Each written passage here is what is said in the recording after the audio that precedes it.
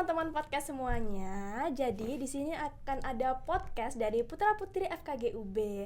Sebelumnya kenalin, aku Nazar Rizkika sebagai putri berbakat FKG UB. Lalu ada dan saya Wan sebagai putra intelek FKG UB pada tahun 2023. Dan pada kesempatan kali ini kita akan kembali ya menghadirkan podcast untuk teman-teman semua.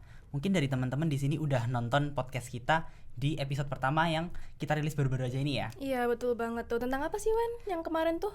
Untuk yang kemarin itu seingat aku tentang soft skill dan juga hard skill dalam menjadi dokter gigi yang kompeten ya.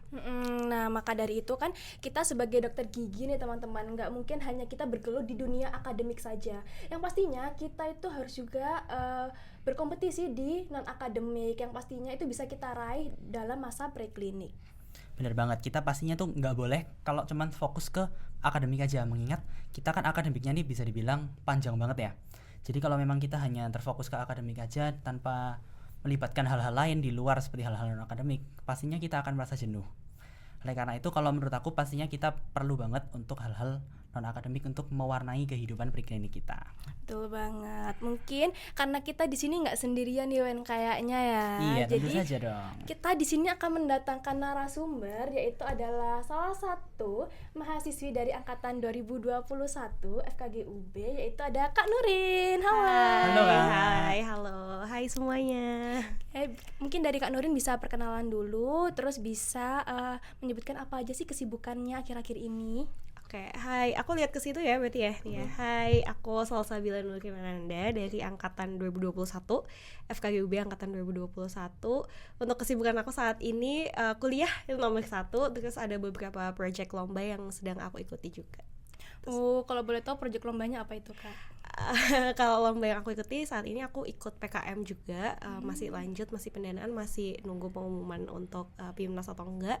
Terus ada lomba kayak paper gitu, paper internasional yang diselenggarain UB juga. Ini mau submit, masih tahap ngerjain sama teman-teman gitu sih. Oke, kita doakan ya semoga nanti Kak Nurin bisa Amin. menang dan juga bisa membawa nama baik dari FKG UB. Amin.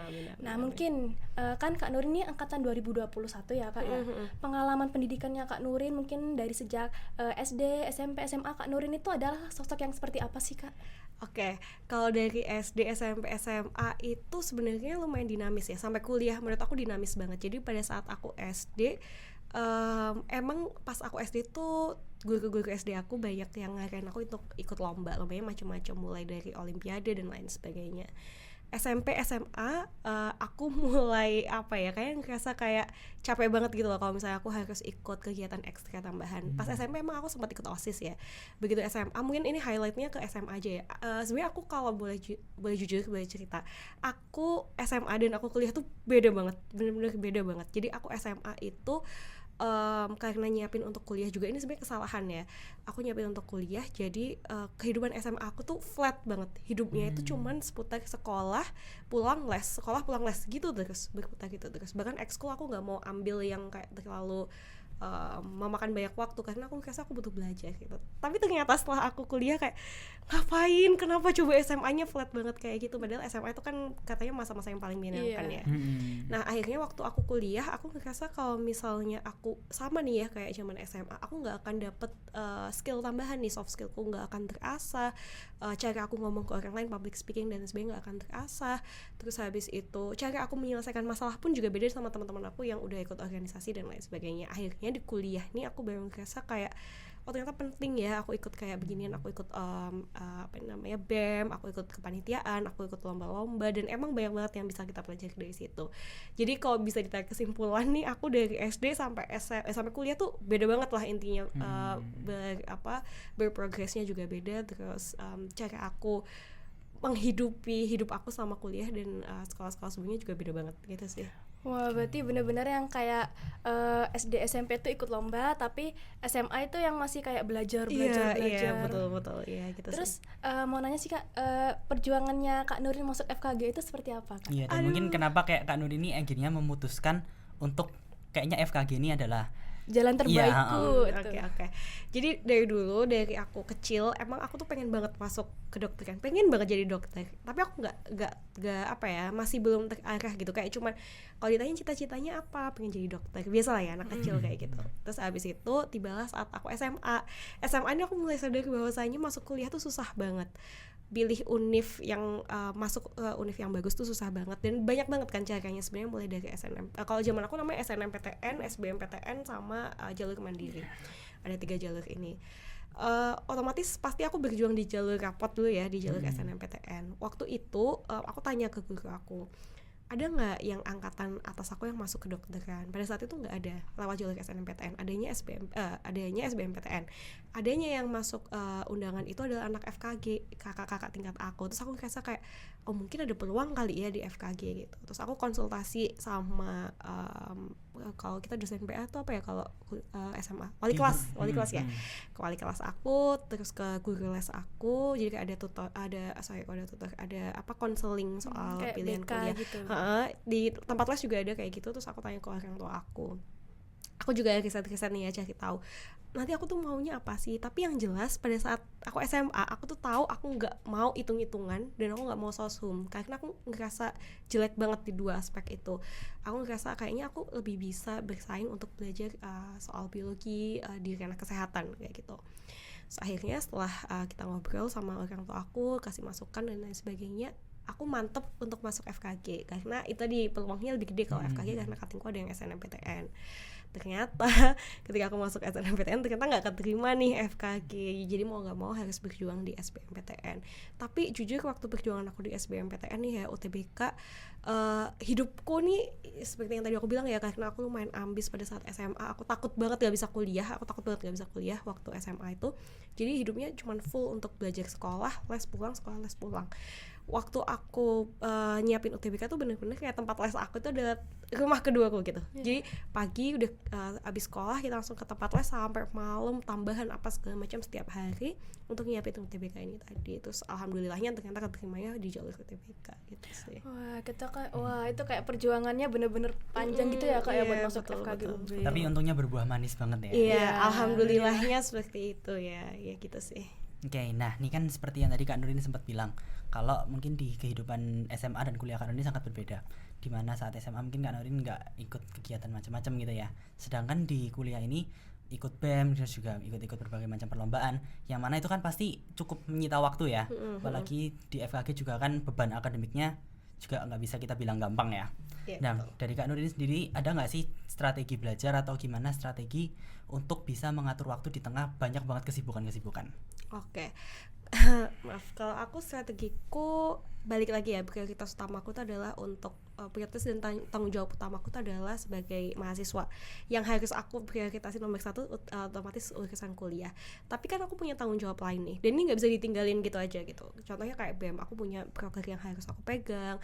Pada saat aku jadi BPH, aku juga harus mengawasi proker yang dipegang sama teman-teman yang lain. Dan lomba juga aku udah terlanjur komit gitu, nggak mungkin aku lepas tangan gitu aja. Jadi strategi aku pada saat itu sebenarnya mau nggak mau harus ada yang dikorbankan. Yang aku putuskan untuk aku korbankan adalah jam istirahat, jam main-main tuh udah jelas kemakan. Nah, tips dari aku, strategi dari aku, karena kita ujiannya kan ujian modul nih. Ujian modul tuh kan kayak 2 minggu sekali gitu ya, seminggu 2 minggu sekali. Kalau aku pribadi, caranya adalah kalian harus mengenali tipe belajar kalian kayak gimana. Jadi kalau ini kita ngomong tips belajar ya, kita harus tahu tipe belajar kita kayak gimana. Kalau aku pribadi, aku cukup nyaman sebagai deadliner. Buruk ya, sebenarnya nggak bagus ya, cuman aku bisa gitu untuk menjadi deadliner, aku sebenarnya bisa. Tapi sering banget aku nyesel ketika aku belajarnya mepet, aku nyesel kenapa kok aku nggak nyiapin belajarnya jauh-jauh hari. Cuman karena sibuk itu tadi, jadi emang nggak bisa nih, harus mepet. Nah kalau aku pribadi, karena aku merasa aku bisa nih menjadi seorang deadliner, jadi aku sering banget kalau misalnya ada ujian modul, misal hari Senin gitu ya ujian modulnya, aku selalu ngeluangin waktu 2 hari sebelum ujian modul untuk full aku lakuin belajar.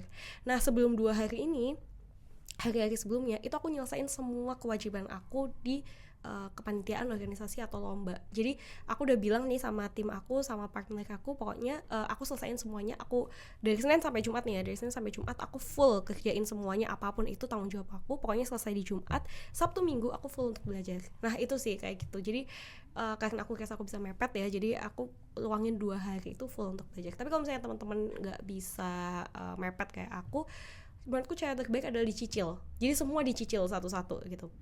Dikit-dikit lah dibelajar dikit-dikit. Cuman kalau di aku kurang works karena aku sukanya itu nyelesain satu tugas sekali jalan langsung selesai semua gitu loh. Jadi biasanya aku kerjain dulu apa, nanti belajarnya itu ya itu belakangan itu. Tapi itu sebenarnya tergantung ya, ada trial and error-nya kan. Aku ngerasa dengan menjadi deadliner itu masih bisa lah ya aku mendapat nilai yang sesuai aku inginkan. Jadi ya aku gitu sih kalau aku pribadi. Tapi itu balik lagi ya ke preference masing-masing enaknya gimana gitu sih. Oke. Nah dari Kak Nurin sendiri kan seperti yang tadi dikatakan ya, Kak Nurin di sini telah mengikuti berbagai macam perlombaan dan akhirnya Kak Nurin bisa menjadi salah satu yang menyandang gelar mahasiswa berprestasi di FHGUB di tahun 2024 ini ya. Nah dari Kak Nurin sendiri ini kan udah mengikuti berbagai macam lomba tentunya ya. Itu ada nggak sih Kak yang menurut Kak Nurin ini lomba yang paling benar-benar berkesan? Oke. Kalau yang paling berkesan di aku itu adalah PKM tahun lalu. Ini kan sebenarnya program lomba ini nasional ya, maksudnya semua universitas mengikuti, baik itu univ negeri maupun univ swasta. Kita bersaingnya sama seluruh univ di Indonesia. Terus bahkan kalau di kebijakan kita di UB ya, aku tahunya ini di UB karena baik fakultas FKG maupun fakultas yang lain ini menerapkan kebijakan yang sama. Jadi maba itu wajib ikut PKM, ya kan? PKM maba. Iya, ada PKM maba, emang dilatih untuk itu. Kenapa itu jadi berkesan? Karena ketika aku ikut lomba itu tahun lalu, aku ikut PKM KC, Karsa Cipta. Setelah kita pendanaan, itu kan kita harus merealisasikan program yang kita buat nih. Apapun itu, misalnya program atau prototype atau apapun itu, sistem atau apapun itu. Kebetulan karena tahun lalu aku Karsa Cipta, jadi aku harus bikin prototype. Kenapa itu berkesan nih ya, karena setelah kita pendanaan sampai kita PKP2 itu laporan kemajuan progres kita kerjanya seberapa, itu ada waktu sekitar 100 hari kalau nggak salah, berarti kurang lebih 3 bulan ya, 3-4 bulan itu full kita kerja bareng satu tim. Hampir setiap hari kita kerja bareng, jadi di situ terbentuk suatu lingkaran pertemanan baru. Alhamdulillahnya aku sama teman-teman aku sampai sekarang masih dekat banget. Jadi kenapa ini berkesan adalah karena yang pertama kita kerjanya dalam jangka waktu yang panjang. Aku ketemu teman baru yang ternyata klik, kita sama-sama klik. Terus habis itu dari sini melahirkan kolaborasi baru lainnya. Bahkan aku sekarang ikut lomba pun lomba yang aku ikuti saat ini sama mereka juga, karena aku nyaman gitu kerja sama mereka. Terus kenapa ini berkesan juga, alhamdulillah kita tahun lalu lolos PIMNAS, jadi kita berangkat ke Bandung bareng. Alhamdulillah juga membuahkan hasil yang manis ya, kita menang perunggu pada saat itu, medali perunggu. Dan itu bagi kami berempat, jadi kan satu tim itu ada 5 kan. Temanku yang satu itu udah pernah lolos PIMNAS sebelumnya, tapi bagi kami yang berempat itu rasanya kayak first timer sebagai delegasi PIMNAS kan. Rasanya tuh kayak kontingen PIMNAS gitu kan. Rasanya tuh kayak gimana ya, kok bisa ya kita sejauh ini, padahal karena kita santai juga ya kerjanya, karena jadwalnya sebenarnya padat, tapi karena aku sama teman-teman aku deket banget, jadi kita kerjain tuh santai. Kita nggak ngerasa yang terlalu tertekan gitu, nggak terlalu ke pressure. Jadi waktu kita sampai di PIMNAS, kita tuh mikir, kok kita bisa ya, perasaan kayak kita santai deh, kok kita bisa tiba-tiba kayak gini. Tapi ternyata kalau kita lihat lagi ke belakang, emang kerjanya ya tiap hari gitu, kayak bener-bener habis kuliah kita langsung kerja. Cuman karena timnya kompak, terus enak semua, jadi santai, jadi nggak terlalu kerasa gitu sih. Itu berkesan banget bagi aku. Berapa lama tuh Kak jangka waktu mulai dari awal PKM sampai akhirnya yang grand final itu Kak? Kalau awal banget PKM itu kan berarti kita mulai proposal ya. Proposal tuh seingat aku dikumpulinnya bulan April kalau nggak salah tahun lalu. Sampai kita finalnya tuh November. Berarti kurang lebih berapa tuh? 6 bulan lah ya paling enggak, setengah tahun. Ya itu semester ya? Iya, panjang banget ya. Panjang banget. Terus liburan itu kan di tengah-tengah liburan juga kan. Kita sempat masa pendanaan tuh pada saat masa liburan. Tapi kita nggak bisa ninggalin gitu aja, karena kita harus kerjain si prototype ini, pengujian dan lain sebagainya. Jadi yang tadinya kita misalnya liburan bisa pulang masing-masing, ini ketemu mulu gitu. Jadi bisa dibilang kita hampir setiap hari ketemu, akhirnya makanya deket banget gitu. Berarti itu yang dinamakan ada pengorbanan, Yes, pengorbanan betul. istirahat, Iya. pengorbanan untuk bermain sama teman-teman, betul. dan itu akhirnya bisa membuahkan hasil. Iya, alhamdulillahnya sih gitu sih. Nah, terus apa sih Kak yang memotivasi Kak Nurin ini akhirnya bisa mencapai menjadi mahasiswa berprestasi Kak? Aduh, kalau motivasi aku apa ya? Mungkin ini jadi kita mundur dikit ya, ke alasan-alasan kenapa aku memutuskan untuk aktif berorganisasi, ikut kepanitiaan dan juga lomba-lomba. Tadinya itu adalah karena aku berkaca ke masa SMA aku. Gila nih, SMA nggak ngapa-ngapain, ngapain masa kuliah gini-gini juga ya. Terus aku ngerasa kalau misalnya kuliah ini adalah masa yang paling dekat sama kerja. Jadi ketika kamu kuliah, inilah kesempatan kamu membangun relasi, mengenal banyak orang dan melatih banyak hal. Dan kuliah tuh lumayan lama, kita 4 tahun plus klinik nanti 2 tahun. Kalau Asia setahun 2 tahun lah ya, itu kan lumayan lama. Masa nggak mau kita manfaatin sih? Sebenarnya triggernya adalah pada saat itu aku ngerasa aku nggak dikenal sama teman-temanku. Teman-teman satu angkatan itu kalau ditanyain Nurin siapa, awal banget ya, awal-awal kita masuk ya, Nurin siapa, itu mereka nggak kenal nih sama aku, nggak tahu siapa sih, karena aku pada saat di zaman-zaman ospek nih ya, zaman-zaman PKA 2 maba, aku nggak ngambil peran sebagai ketua, kayak ketua di, kalau aku dulu namanya askar ya, satu kelompok itu ketua askar atau apa segala macam, itu nggak, karena udah ada teman-teman aku yang lain. Jadi aku ngerasa kayak kok kayaknya aku kurang dikenal ya, takutnya nanti kalau misalnya aku udah lulus aku harus bersaing di dunia kerja, namanya relasi itu kan butuh kan ya. Suatu saat kalau aku butuh apa-apa tapi orang lain kayak, lah oh kamu itu ini ya, oh aku nggak tahu loh kalau kamu ini, itu kan nggak enak juga kan. Terus kita nggak meninggalkan kesan yang baik juga, nggak bisa membangun portofolio yang baik. Akhirnya dari situ aku ngerasa oh kayaknya aku harus deh ikut-ikut organisasi supaya aku bisa dikenal sama orang. Nah dari situlah aku mulai ikut BEM. Tahun pertama aku ikut BEM, terus ikut kepanitiaan. Terus habis itu ternyata tahun kedua aku lanjut BEM lagi plus ikut PKM. Nah di sini tuh ternyata ada banyak banget pelajaran yang bisa aku ambil sampai tiba pada saatnya pembukaan pemilihan mahasiswa berprestasi. Yang bikin aku termotivasi adalah karena pengalaman aku udah cukup banyak dan aku ngerasa pada saat itu aku punya suatu gagasan atau ide yang pengen aku sampaikan nih melalui platform. Aku bingung waktu itu platformnya apa.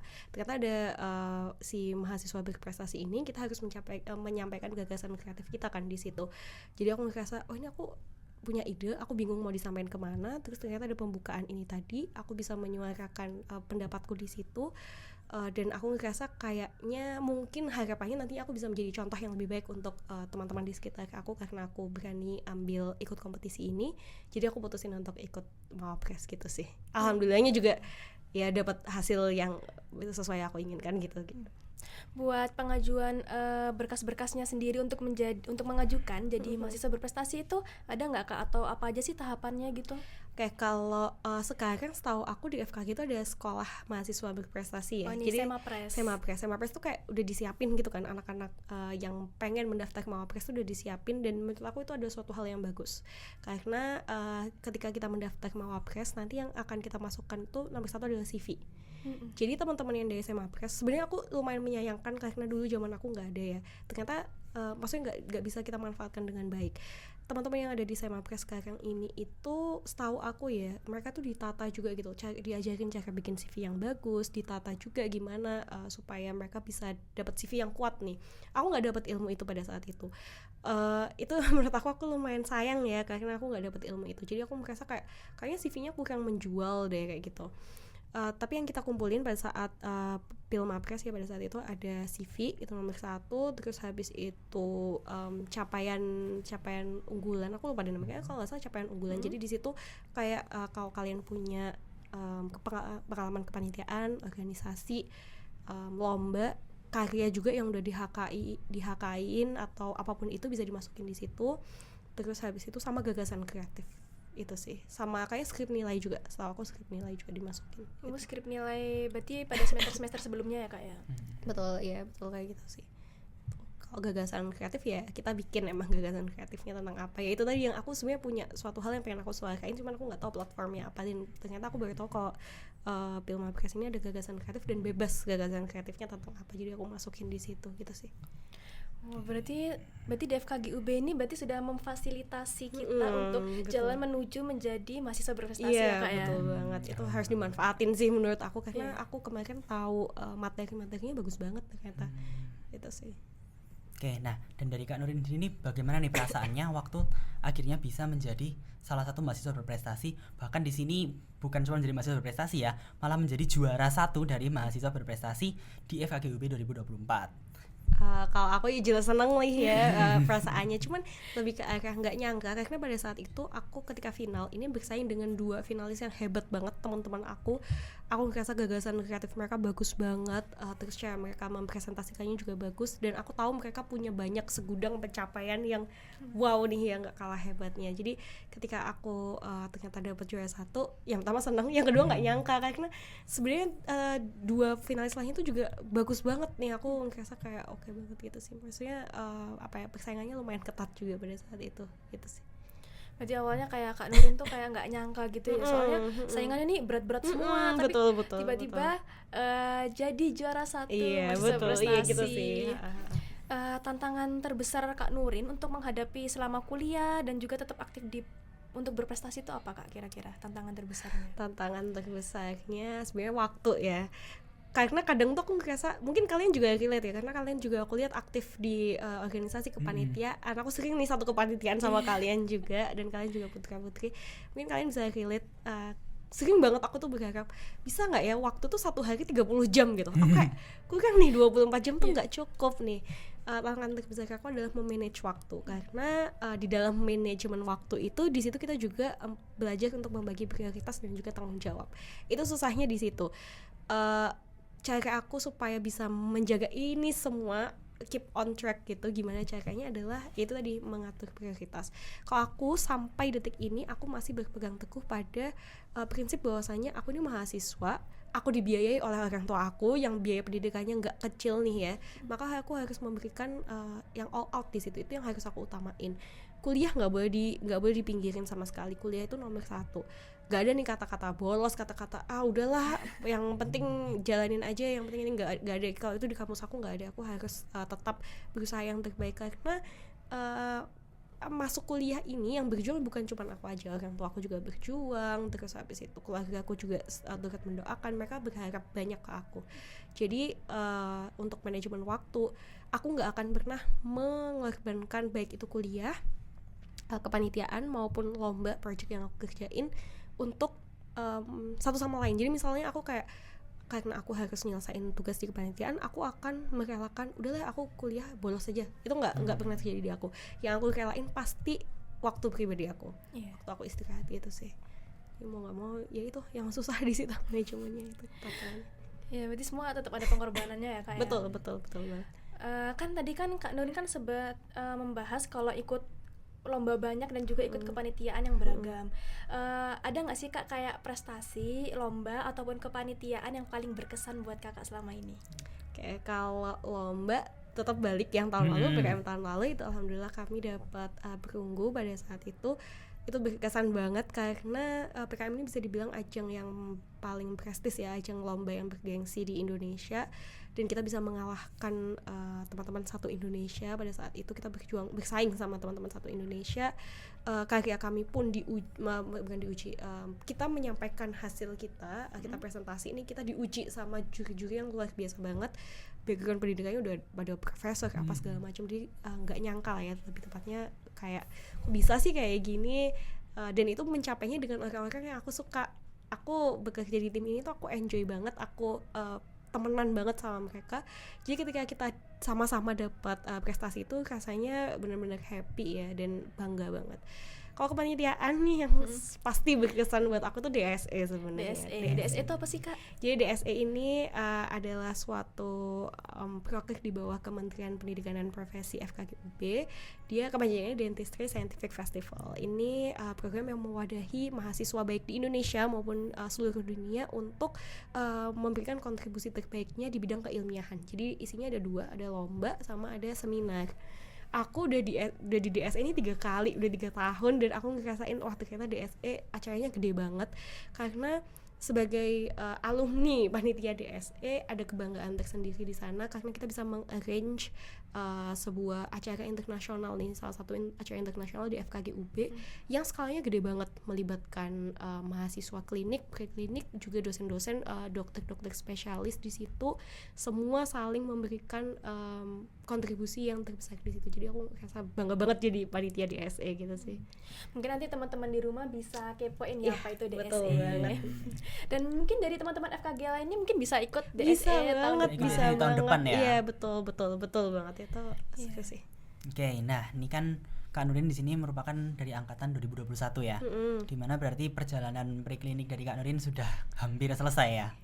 Nah dari Kak Nurin sendiri setelah lulus dari preklinik ini, ada rencana apa nih ke depannya? Mungkin mau koas saja, fokus ke koas saja, atau mungkin masih mau untuk mencoba hal-hal lain, atau mungkin gimana? Oke, jadi ketahuan ya kalau aku udah tua banget nih, udah preklinik tahun terakhir.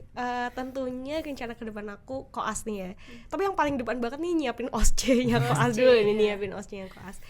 Nantinya harapan aku di koas, cuman aku masih belum tahu ya medannya nanti aku di koas tuh bakal kayak gimana, karena kalau dari dengar kakak tingkat tuh koas tuh sibuk banget di situ. Kita harus kerja pasien dan lain sebagainya. Ikut kegiatan lain selain koas, mungkin aku bisa ikut beberapa kepanitiaan. Sebenarnya aku pengen coba yang eksternal nih, udah mulai eksternal, ada apa sih organisasi eksternal, mungkin volunteer dan lain sebagainya, kayak gitu sih yang pengen aku coba. Jadi harapan aku kehidupan aku pada saat koas nanti seberwarna kehidupan preklinik aku gitu. Nggak balik flat lagi nih kayak SMA, ngapain nih SMA nggak ngapa-ngapain kayak gitu. Jadi harapannya itu sih. Tapi cek ombak dulu lah gimana ini di kuat enggaknya kita di koasnya gimana. Ya gitu sih. Mungkin mau nanya nih Kak, balik lagi ke masa preklinik. Kan Kak Nurin kan angkatan 2021 yang pasti kan udah melewati departemen ataupun stase-stase yang Masya Allah ya Kak ya. Iya kan? Mau nangis. Apa stase yang paling disukai selama masa preklinik nih Kak? Apa ya, kalau aku boleh jujur sih kayaknya BM ya, bedah mulut itu kenapa aku suka, karena aku tertarik banget sama bidang yang ada di situ. Jadi SL-nya pun juga enak ya, menurut aku skills lab-nya juga enak. Kita belajar suturing, incisi dan lain sebagainya, seru sih di BM. Terus lebih dari itu aku kenapa aku suka BM, karena dia enak banget dipelajarin menurut aku ya. Dari textbook yang aku dapat, referensi yang aku dapat, terus selama kuliah menurut aku BM tuh penyampaian materinya runtut dan lengkap. Jadi textbook BM tuh menurut aku kenapa enak untuk dibaca, karena semuanya tuh lengkap di situ. Kalian kalau bikin workbook dari textbook BM tuh pasti enak banget. Jadi kayak sekali baca tuh langsung lengkap, terus langsung to the point gitu loh. Kalian bisa tahu tipsnya. Terus kenapa aku tertarik juga, karena menurut aku di BM ini banyak banget yang harus dipelajarin. Kita nggak hanya belajar soal apa yang ada di rongga mulut, tapi juga sistemiknya, karena iya kan, karena mayoritas biasanya itu beberapa banyak yang manifestasi dari penyakit sistemik juga. Terus habis itu kita harus mempertimbangkan kondisi umum pasien seperti apa gitu sih. Jadi kenapa aku suka di BM kayak gitu, suka belajar BM ya maksudnya ya, gitu. Tapi kan kalau kita tahu kan mungkin sepengetahuan kita kalau BM tuh kayak kompleks banget Iya, ya sih. susah banget pasti Iya ya. sih, betul ya. Tapi as long as kalian happy tuh pasti jalaninya juga enak gitu loh. Karena ya kalau misalnya kalian capek tapi kalian happy, pasti mau aja kan kalian ngerjainnya gitu sih. Nah, mau nanya juga nih Kak, jadi kan nanti kalau misalnya Kak Nurin sudah lulus menjadi dokter gigi umum, amin ya Allah. Amin. Semoga cepet ya Allah. Rencananya Kak Nurin mau ke depannya bagaimana? Mau mungkin jadi dokter gigi umum dulu, atau mau lanjut, atau mungkin S2-nya seperti apa Kak? Oh iya, kalau ini pembahasan ini sebenarnya sedang rame di rumah aku pribadi. Maaf nih ya, agak cerita pribadi, karena dia udah mulai ditanya lah, nanti kalian kamu lulus mau gimana. Kalau aku pribadi, gambaran aku, harapanku, aku nggak stop di dokter gigi umum, maksudnya nggak stop di GP aja, baik itu aku lanjutin spesialis atau S2, tapi yang jelas aku berharap aku bisa lanjut sekolah.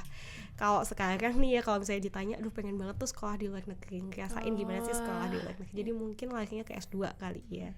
Tapi nggak menutup kemungkinan juga tiba-tiba pengen juga nih PPDGS, pengen juga nih spesialis gitu sih. Tapi kalau sekarang untuk detik ini aku masih kebayangnya pengen lanjut S2 aja. Lanjut S2 ya, Iya. Kak ya.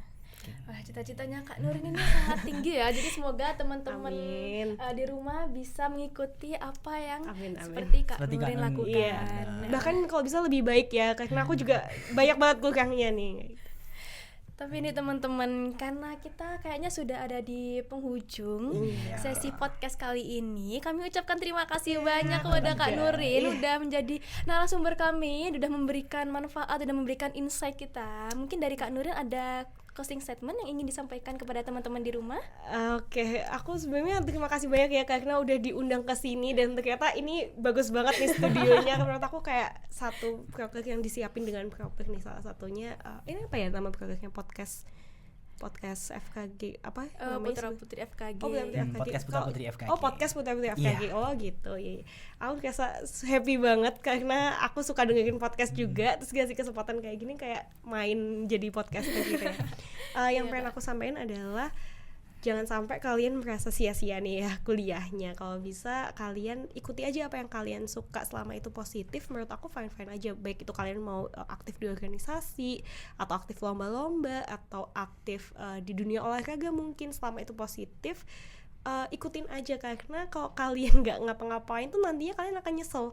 Yang pertama kalian nggak dapat relasi nomor 1, dan kalian nggak dapat skill yang ekstra nih, skill lebih. Jadi nantinya ketika kita udah lulus nih ya, kita sama-sama jadi dokter gigi, title-nya sama nih dokter gigi, tinggal yang kita saingin, maksudnya kita saingnya, menjualnya itu adalah skills yang ada di dalamnya, baik itu skills kita di kerjaan ya di dunia dokter gigi maupun soft skill lainnya, kayak cara kita berkomunikasi, cara kita membangun relasi, cara kita menyelesaikan masalah. Itu merupakan komponen-komponen penting, apalagi kalau teman-teman pengen larinya, ngejarnya yang tinggi nih, pengen jadi petinggi, pengen jadi pejabat dan lain sebagainya. Itu sih, jadi kalau bisa jangan flat ya dunia kuliahnya, karena pasti kalian akan menyesal gitu sih kalau menurut aku. Kalau bisa kayak masa-masa muda tuh diisi dengan hal-hal yang positif dan Betul, bermanfaat. toh juga kita masih muda lah ya, kita ya masih muda, semangatnya masih membara ya. Iya, betul gitu. Daripada nanti nyesel, mending sekarang dicoba aja gitu. Oke. Oke, mungkin harapannya juga setelah mendengarkan podcast ini dari teman-teman sendiri bisa untuk semakin aktif ya, semakin mewarnai Amin, kehidupan iya, masa betul. muda dari teman-teman semua. Baik, nah karena akhirnya kita sudah berada di akhir banget nih dari acara podcast kita, kami di sini juga ingin mengucapkan terima kasih yang sebesar-besarnya kepada teman-teman semua, pada seluruh penonton yang telah menyaksikan podcast kita pada episode yang kedua ini. Semoga pada pembahasan kita dapat menjadi pembahasan yang bermanfaat bagi teman-teman semua. Amin. Maka dari itu, see you dan sampai jumpa di podcast selanjutnya. Bye-bye. Bye.